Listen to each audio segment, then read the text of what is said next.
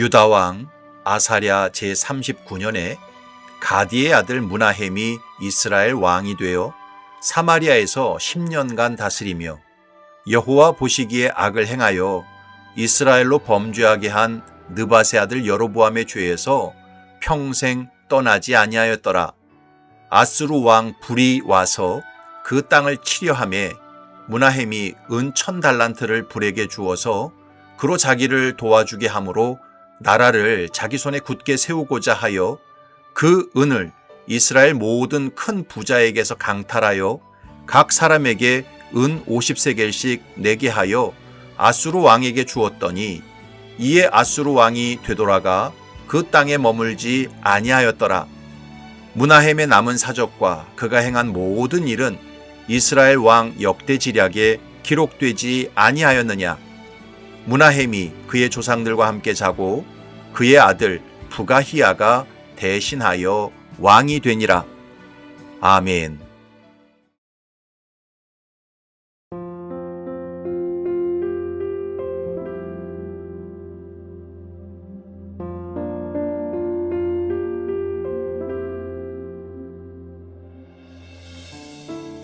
지금은 돌아가신 창동 영광교회 고 최기석 원로 목사님은 생전에 설교하실 때 자주 이런 말씀을 하셨습니다. 맹목적으로 사는 인생은 1000년을 살고 10,000년을 살아도 부끄럽고 허무하고 저주받은 인생입니다. 그러나 사명으로 사는 인생은 단 하루를 살다가 죽어도 복되고 가치 있고 아름다운 인생입니다. 여러분, 오늘이라도 내게 주어진 삶이 다 끝나고 하나님 앞에 선다면 무엇이 진짜 나에게 자랑이 되고 영광이 되겠습니까? 이 땅에서 남들보다 오래 산 것이 내게 자랑이 되고 영광이 되겠습니까? 아니면 남들보다 재산을 더 많이 증식하고 자녀를 많이 낳은 것이 내게 자랑이 되고 영광이 되겠습니까? 아니면 엄청난 권세를 부리면서 다른 사람을 무릎 꿇리고 산 것이 내게 자랑이 되고 영광이 되겠습니까? 다 아닙니다.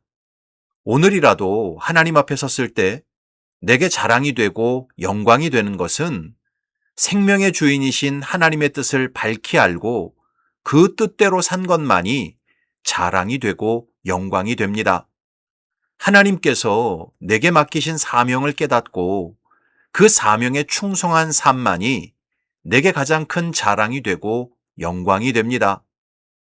오늘 본문에 보면 북이스라엘의 16대 왕이었던 므나헴은 자기보다 앞서서 왕권을 쥐었던 살룸이나 스가랴 왕보다 훨씬 오랜 기간 왕의 자리에 앉아 있었습니다. 살룸은 한 달간 왕 노릇을 했고 스가랴는 6개월간 왕 노릇을 했던 것에 비해 므나헴은 무려 10년 동안 왕 노릇을 했습니다. 17절을 보면 유다 왕 아사랴 제39년에 가디의 아들 므나헴이 이스라엘 왕이 되어 사마리아에서 10년간 다스리며.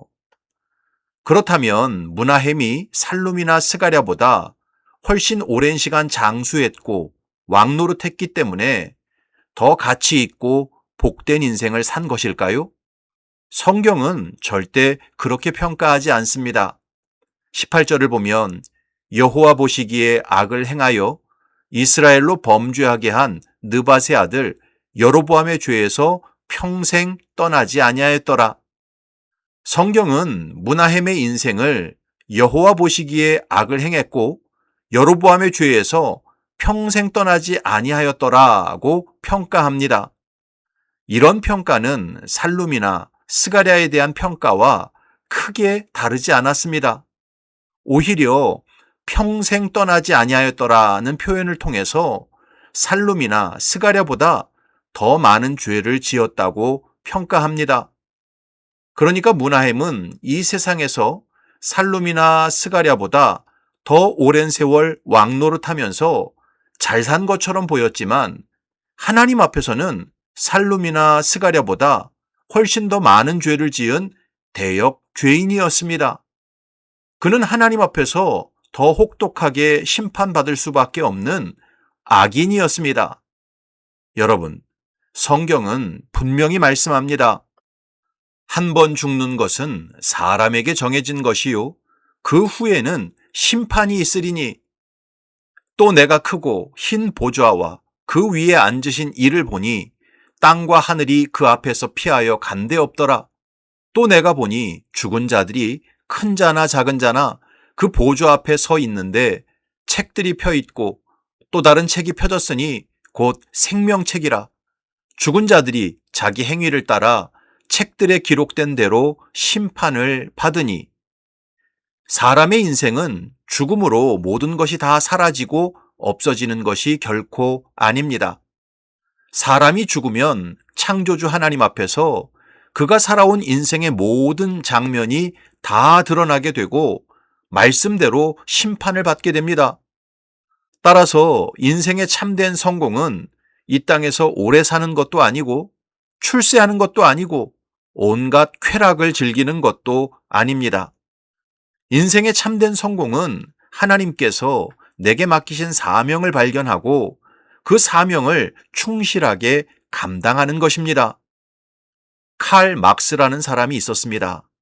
그는 1818년에 태어나서 무려 65세를 살았습니다.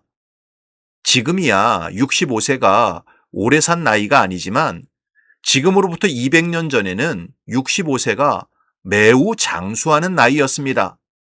그런데 그는 그 오랜 세월을 살면서 인류 역사를 끔찍한 비극으로 몰고 갔던 공산주의 이론을 정립했습니다. 칼 막스는 인간을 영적 존재가 아닌 물질과 계급적 존재로 보았습니다. 보이지 않는 영적 세계를 부정하고 오로지 눈에 보이는 물질 세계만 인정하는 마귀적인 유물론 사상을 만들었습니다. 이 유물론과 공산주의를 이어받은 레닌과 스탈린과 마오쩌둥에 의해 무려 1억 명에 달하는 사람들이 학살을 당하고 굶주림으로 죽었습니다. 결국 칼 막스가 오래 산 것은 복이 아니었습니다. 인류에게 재앙이 되었습니다. 그 영혼은 지옥의 판결을 면치 못하는 가장 비참한 신세가 되고 말았습니다. 반면 20세기 중반 짐 엘리엇이라는 청년이 있었습니다. 그는 미국 휘튼 대학을 수석으로 졸업한 장래가 촉망되는 청년이었습니다. 그러나 그는 세상의 성공을 뒤로하고 에콰도르의 악명 높은 식인종 부족이었던 아우카 부족에게 복음을 전하기 위해 떠났습니다. 그때가 29살 때였습니다. 그러나 짐 엘리엇은 아우카 부족의 해변에 내리자마자 원주민이 휘두른 창에 찔려 복음 한마디 전하지 못하고 죽었습니다. 당시 세상 언론은 주머니에 권총을 가지고 있으면서도 발사하지 않고 죽은 이 청년의 죽음을 향해 이 무슨 낭비인가 라며 비난했습니다. 그러나 그의 죽음은 무가치하지 않았습니다.